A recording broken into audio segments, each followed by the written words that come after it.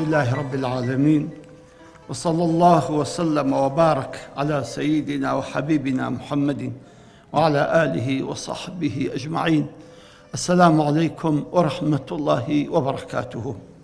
طبعا أو مزيسانا مزيسي إيمانا وكو أصحاب هم ذلك كده جيشنا يكتروا أيان فرموا تعالى نجلس نؤمن ساعاتك ورا داني الشباب بيك وإيماني يكتر شحن بكين براسي أمروكا أم زور مزيسانا زور كمبون لبري خلق زور مشغول ومستي دنيايا مستي أنواع اشتكالي شتي بروبوسو دور لدينا زابويا أو مزيسانا زور بيويستا كتكرار وبردوام هبيتن وإيوش بقرب وقريبش داري بكن بوي براسي بتوانين إيماني يكتر شحن بكين واشتيك بكين بوي لقيامت دا إن شاء الله تيدا سرفراز بين خوش ويستانم أو بابتيك جيتان ليبو عنواني أو بابتيك أو برابر ريزا بيقوتن ستم كاران چين زور لميجبو أو فكرو خيالم لميشك دابو ولا ناو ميشي همو إيوش داهيا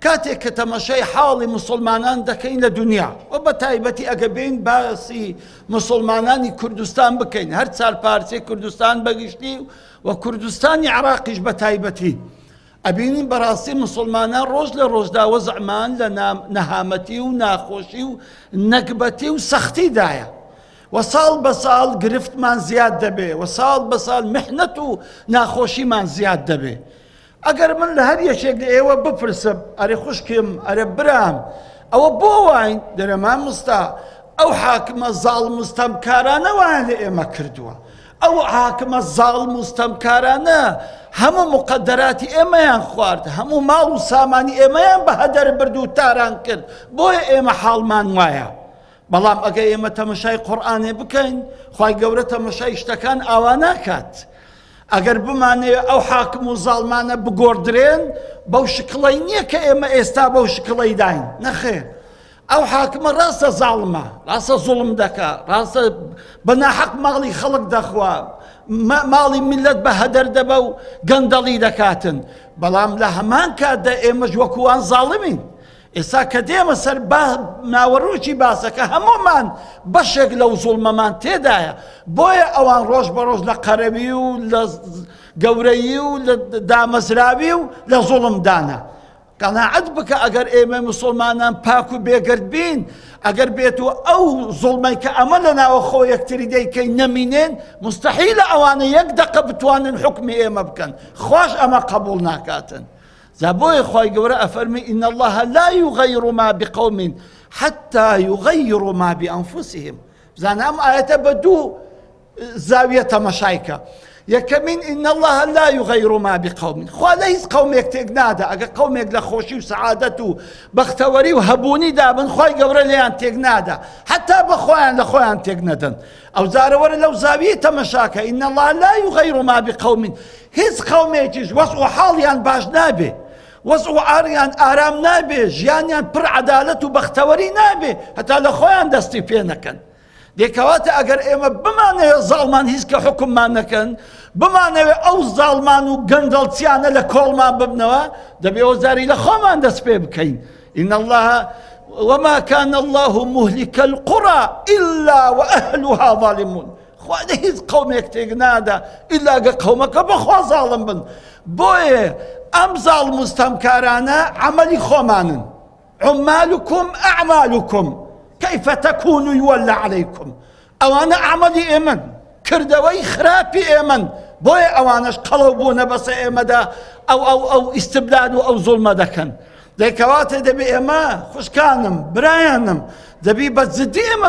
بخودا بسينوا بزدي ورد ببينا ولا جياني خومان بزدي لهمو زمككاني جيان مان فرد مان جن مان بيو مان جنز مان بير مان تازر مان دكتور مان محامي مان همو مان ماموستا مان داعي مان ملا مان عالم مان زانا مان زاهل مان همو مان دبي بخودا بسينوا او ظلمي كايما بي مبتلاين لخو مانا اگر او ظلمي خو مان تساكرت والله یەقینتان بێخوای گەورە دەروی خێر دەکاتەوە و وەزعی هەر هەمووشمان باشتر دەکە و ئەو زاڵ مستەمکارانش ناتوان ئەوا بە کەیفی خۆ مقدراتی ئێمە بخۆن.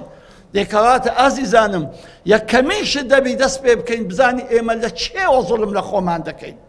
سەید قوتوب ڕەزا و ڕەحمەتی خوای لێبی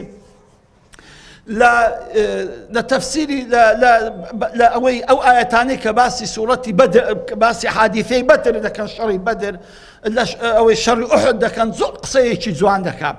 دەفەرمێ هیچ کاتێک باتیل دەرەخەتی حەق نایە هیچ کاتێک چکە هەموو کات حەق خۆی لەگەڵا بەڵام کەنجێت ئەو حەقە زەلیل و زەبوون دەبی لە بندەستی باتلی ئەگەر بێت و ئەم باتیلە ئەم حەقە باتلی تێدا بێ ئەم حەقە باتلی تێدا بوو کەنجین ئەم حەقە پاک بۆوە لە باتیل ئەو وەختی خۆی گەورە باتیلەکە ئەفەوتێنی و حەقیش بەسەر دەخیتن چکە مەمچینە ئێستا بڵێ مامۆستا ئێمە حەقین ئێمە نوێژ دەکەین ڕۆژی دەگرین خوا دەپەرستین خوامان خۆش دەوێ عیبادەت دەکەین بەڵام ئەی بۆ ئەو ناحەقانە ئەوها لە سەرماندا مسەڵەت کراون. خوشکانم برایانم وەڵڵاهی ئێمە ناحەقمان زۆر تێدایە باتڵمان لە ناوە خۆ گەڵاڵەدایە و حەشرمان داوە بۆیە هەستی پێ ناکەین و بۆیە ئەم باتیلەش ئەوها بەزارێک ئێمە دەسەوسێنێتەوە.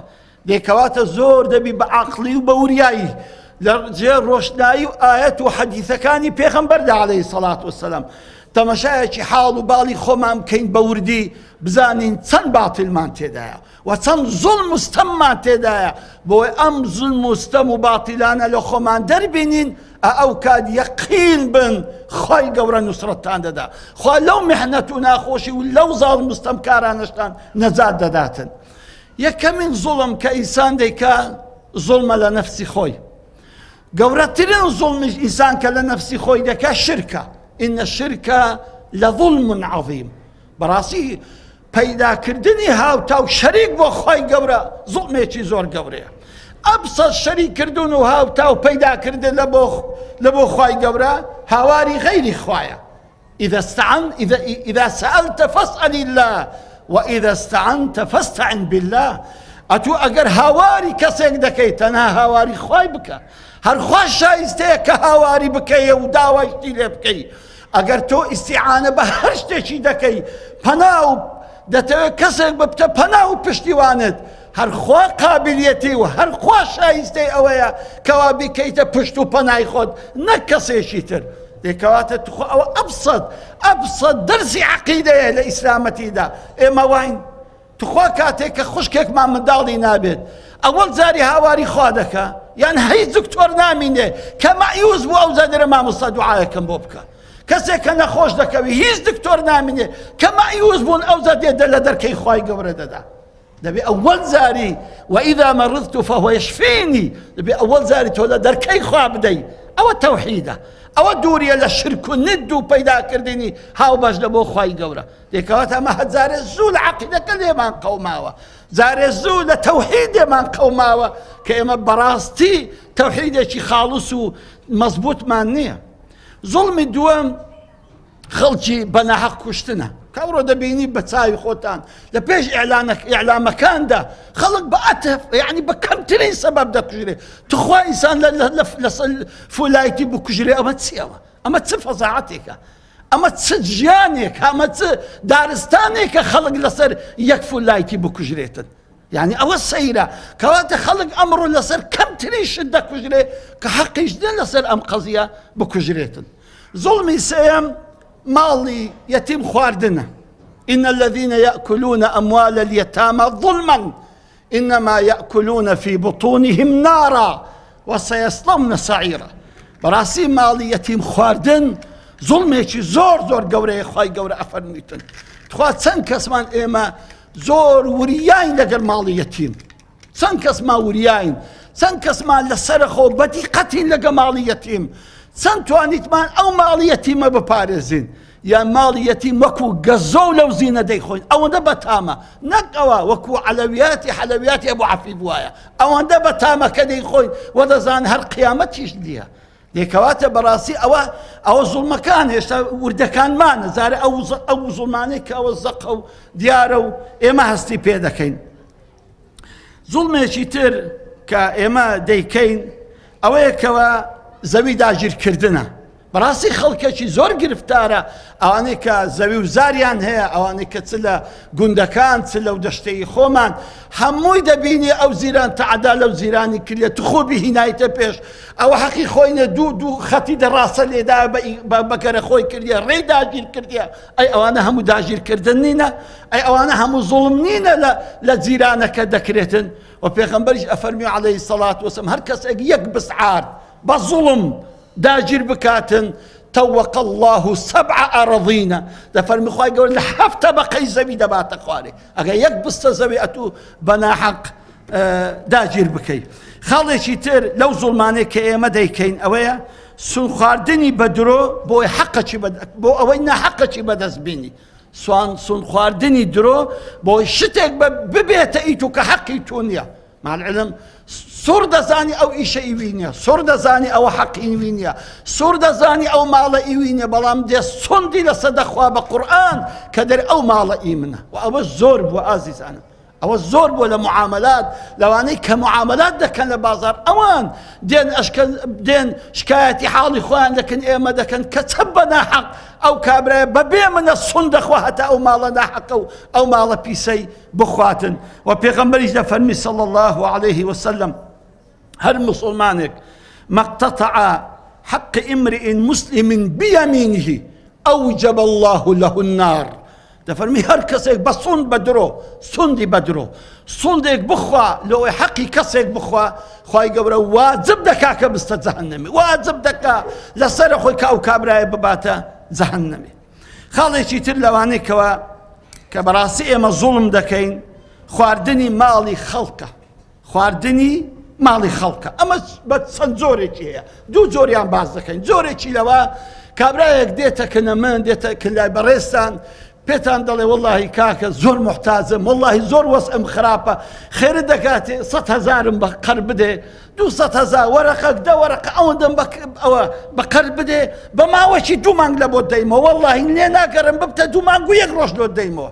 کابراش نەک 2 مانگ 6 ساڵە هەر تەلەفۆنی قەپات کردیا، تەلەفۆنی لۆ دەکەم هەر جوابیشم نەداتەوە. ئەگەر لە جێیان بیگەمێ برێم کاکە حەقەکەم مارد خرانە بێرە وەڵڵە چیە قابلە هەر پارەی توم لەکنە، یان قەرداریشت دەکاتەوە لەسەر باری خۆت، پیاوەتی لەگە کرد، یارمەتیت دا، ویستت موساعەدەی بکەی، قەرداریشت دەکاتەوە. بەڕاستی ئەمە زوڵمە.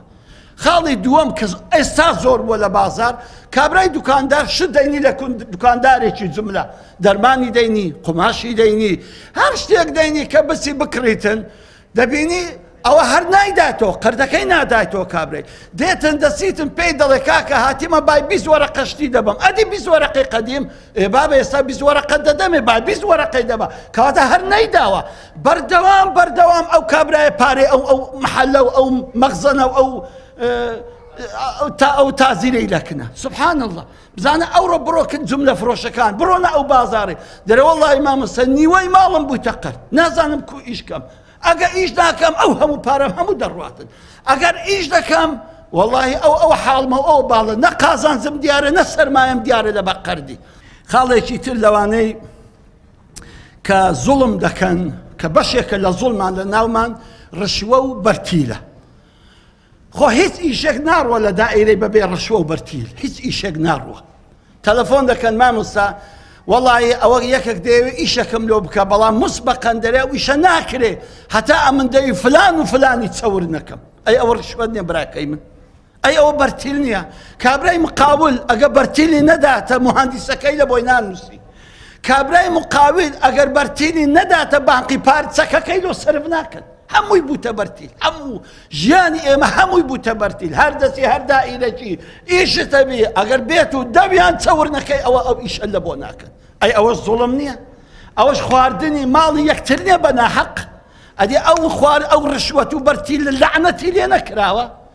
حەقی خۆتە لە دائیرەکی کە ئیشی لە بۆ بکەن نایکەن ئیلا بە بەرتیل نەبێ، یان دەگەڕێی دەسوڕێ هەتا دەرارەکەی دەنینەوە، هەتا دەرارەکەی دەدیتەوە ئەو دەرارەی کە دەزانی ئیشەکەی بکە. قوربانت دەبم سندت دەوێ بەس ئەویشەم لێ ڕاپەڕێن لەو دائیرەی مردم وەڵڵا هەندی بێم و بچم دەرە بیدە من ئەوەندە پارەش بدە بڕۆ حەق نەبی 4 ڕۆژ کەورە و مەعامەلەکەت لەناو دەسێ بە مەزبوطی. ئەی ئەوە زوڵم نییە؟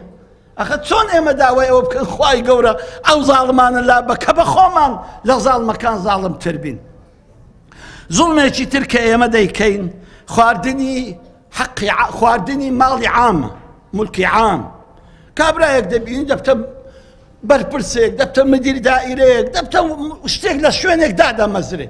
حەقا ئەو کابرایە زۆر ئەمین بی لەو شوێنەی، چکە ئەم شوێنە مولکی عامە، هەموو خەڵک وەکو یەکە لە بۆ خەڵک، کو لە بۆ ویش لە بۆ خەڵکی هەموو وەکو یەکە.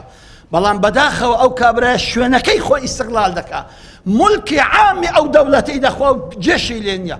ئەگە دەرێ بابە کوڕە تو بۆ دزی دەکەی، حرامە درم مامۆستا حکومە بخۆی گەندەڵە، دەتەوێت ئەمە ساڵح بم بزانە دێکەواتە هەموو بە گەندەڵی بڕۆین.